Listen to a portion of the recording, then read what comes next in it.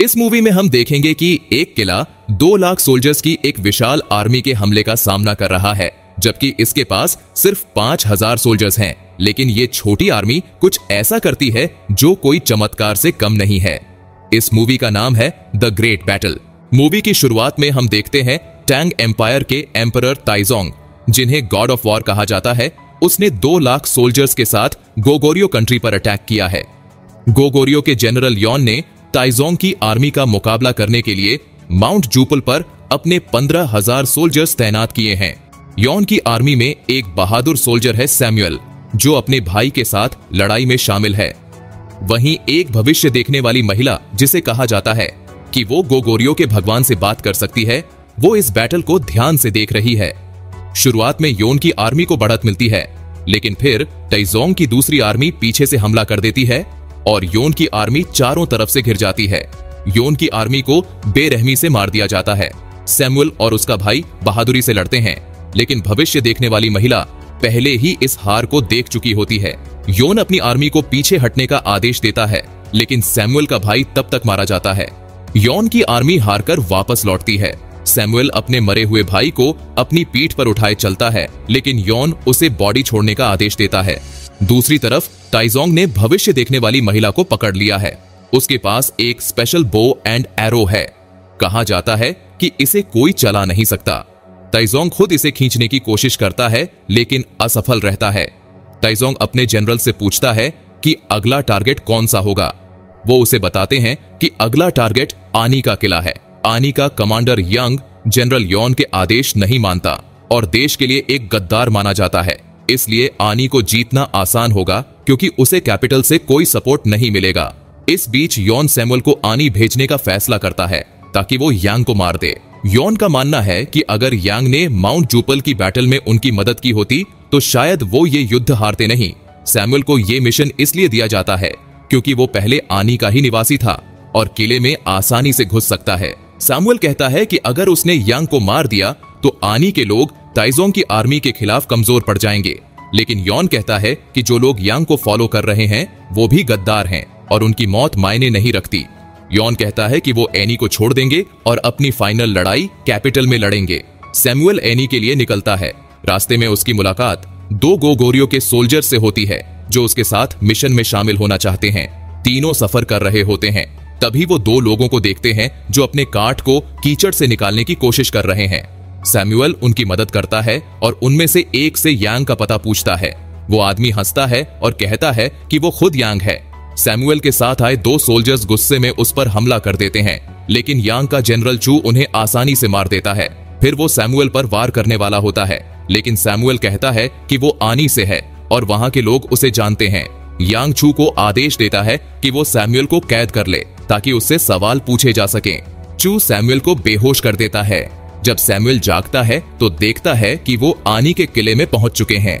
Young अपने घर जाता है और उसे बताया जाता है कि उसे मार्केट में बुलाया गया है। जब वो वहां पहुंचता है तो देखता है कि उसके 2 सहयोगी आपस में लड़ रहे हैं। यंग उन्हें रुकने का आदेश देता है और वो तुरंत रुक जाते हैं।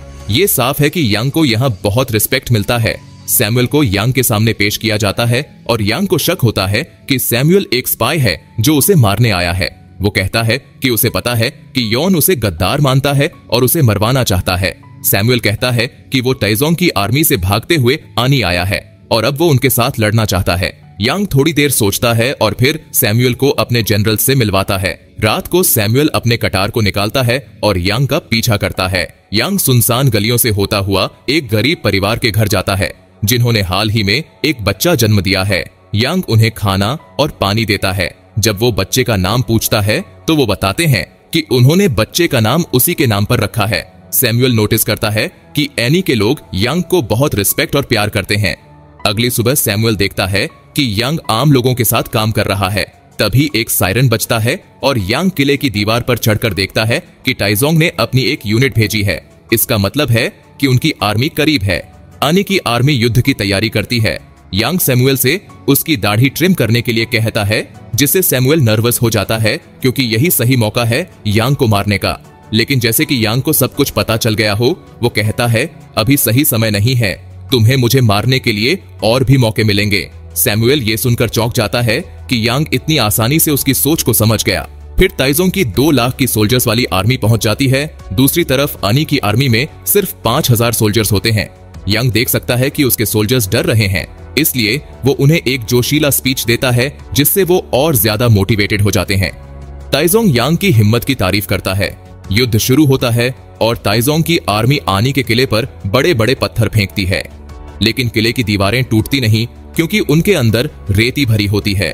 फिर ताइजोंग अपनी आर्मी को दीवारें चढ़ने का आदेश देता है और असली लड़ाई शुरू हो जाती है। उनकी विशाल सीढ़ियां उन्हें किले के अंदर घुसने में मदद करती हैं, लेकिन यांग के सोल्जर्स बहादुरी से लड़ते हैं। जनरल पोसो और उसकी बहन बेका यांग के सिग्नल का इंतजार कर रही होती है, क्योंकि उन्हें अपने कमांडर पर पूरा भरोसा होता है।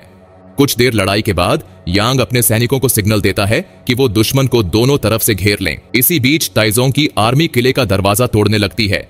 वो अंदर घुसने में कामयाब हो जाते हैं, लेकिन सीधे यांग द्वारा सेट किए गए जाल में फंस जाते हैं।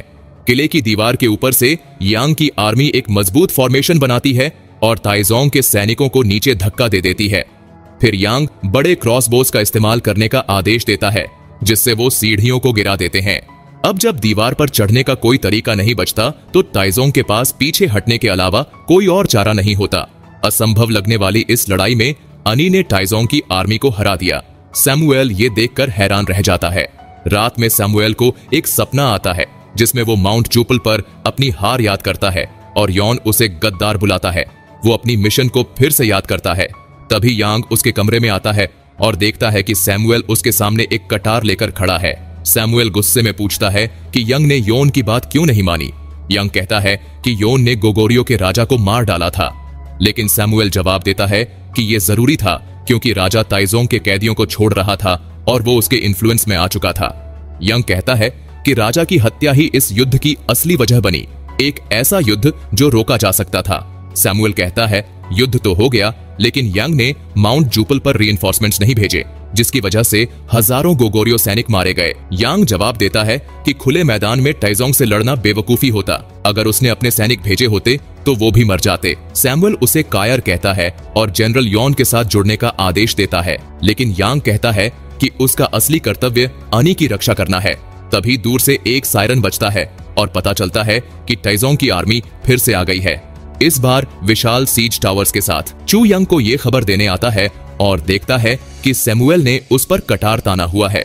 वो सैमुएल को मारने की कोशिश करता है, लेकिन यांग उसे रोकता है और कहता है कि पहले उन्हें ताइजोंग से निपटना होगा। सीज टावर्स की मदद से ताइजोंग की आर्मी भारी संख्या में अंदर घुस जाती है और अनी की आर्मी को मारने लगती है। यांग एक प्लान बनाता है। वो अपने सैनिकों को तेल से भरी पाउचेस फेंकने का आदेश देता है और उन्हें जलते हुए तीरों से आग लगा देता है, जिससे सीज टावर्स जलकर गिरने लगते हैं। वो सभी टावर्स को आग लगा देता है और साथ ही साथ किले की दीवारों पर चढ़े ताइजोंग के सैनिकों से भी लड़ता। जैसे ही वो आखिरी टावर जलाता है, एक भाला आकर उसके कंधे में लग जाता है। वो चारों ओर देखता है और पाता है कि ताइजोंग का एक जनरल उसे मारने आ रहा है। उसी समय सैमुएल आकर उस जनरल को छुरा घोंप देता है और यांग की जान बचा लेता है। इसके बाद यांग बेहोश हो जाता है।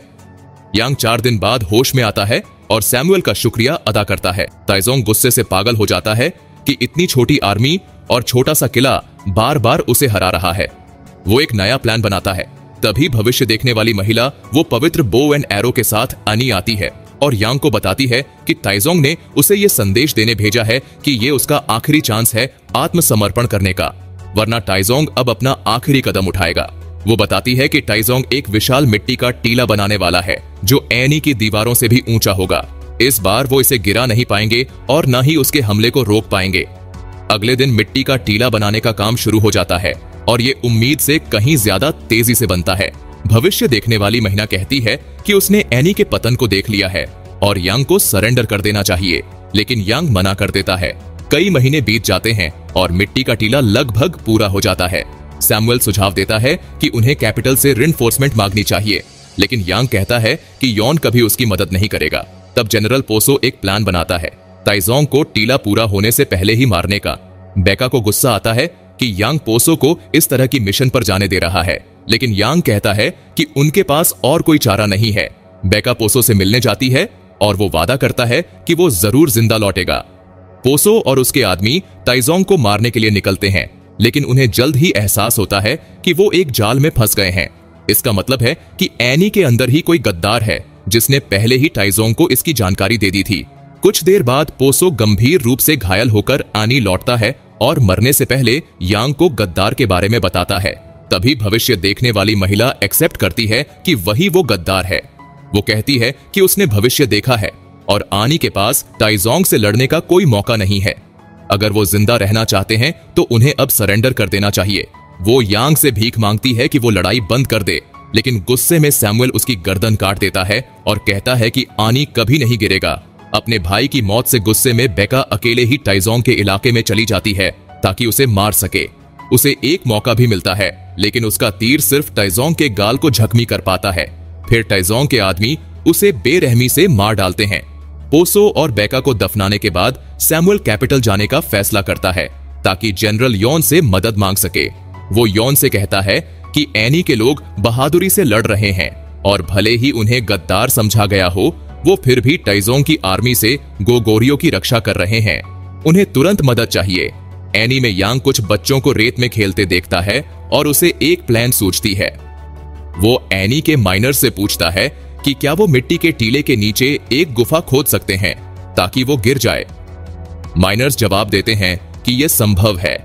माइनर्स काम पर लग जाते हैं और जल्द ही टीले और उसके नीचे की गुफा पूरी हो जाती है। लड़ाई का दिन आ जाता है। माइनर्स यंग को बताते हैं कि बारिश की वजह से गुफा के खंभे भीग गए हैं, इसलिए वो उन्हें जलाकर नहीं गिरा सकते। उन्हें इन्हें काट कर गिराना होगा। यंग को चिंता होती है कि इस तरह माइनर्स भी टीले के नीचे दब जाएंगे, लेकिन माइनर्स इस बलिदान के लिए तैयार हैं। टाइजोंग की आर्मी आनी में घुसने ही वाली होती है कि माइनर्स खंभों को काटकर मिट्टी के टीले को गिरा देते हैं। ये देखकर टाइजोंग चौंक जाता है। यांग के नेतृत्व में आनी की आर्मी आगे बढ़ती है और टीले के बचे हुए हिस्से पर कब्जा कर लेती है। गुस्से और अहंकार में भरा टाइजोंग अपनी पूरी सेना को हमला करने का आदेश देता है और चाहता है कि यांग का सिर उसकी प्लेट पर लाया जाए। आनी की आर्मी टीले पर डटी रहती है और दुश्मनों पर तीर और जलते हुए पहिए फेंकती है। ये लड़ाई कई दिन और रात तक चलती है, लेकिन फिर एनी के सैनिकों के पास गोला बारूद खत्म हो जाते हैं। यांग समझ जाता है कि युद्ध खत्म करने का एक ही तरीका बचा है, टाइजोंग को मारना। वो उस पवित्र बो एंड एरो लाने का आदेश देता है। इस बीच टाइजोंग और यांग की सेनाएं हाथ से हाथ की लड़ाई करने लगती हैं। यांग पवित्र बो को खींचने की कोशिश करता है, लेकिन नाकाम रहता है। लेकिन जब वो देखता है कि उसकी आर्मी हार रही है, तो वो अपनी बची खुची ताकत लगाकर तीर खींचता है। पोसो, बेका और माइनर्स को याद करते हुए यांग तीर छोड़ता है। तीर पूरे मैदान को पार करता हुआ सीधे टाइजोंग की आंख में जा लगता है और उसे घोड़े से गिरा देता है। तभी सैमुअल जनरल यॉन की आर्मी के साथ आनी की मदद के लिए आ जाता है। टाइजोंग हार मान लेता है और पीछे हटने का आदेश देता है। युद्ध खत्म हो जाता है। फिर बताया जाता है कि 3 साल बाद टाइजोंग अपनी चोटों के कारण मर जाता है। मरने से पहले वो आदेश देता है कि कोई भी दोबारा गोगोरियो पर हमला न करे। इसके बाद यांग किले के रीबिल्डिंग की देखरेख करता है, जबकि सैमुअल कैपिटल लौटने की तैयारी करता है। सैमुअल यांग को आनी और देश की रक्षा करने के लिए धन्यवाद देता है। यांग कहता है कि उन्होंने ये साथ मिलकर किया। वो सैमुअल से कहता है कि वो कभी भी एनी आ सकता है। फिर वो किले की दीवार से देखता रहता है जब सैमुअल घोड़े पर सवार होकर चला जाता है। और इसी के साथ ये मूवी यही खत्म हो जाती है। अगर आपको हमारा एक्सप्लेनेशन पसंद आया हो तो वीडियो को एक लाइक जरूर करें।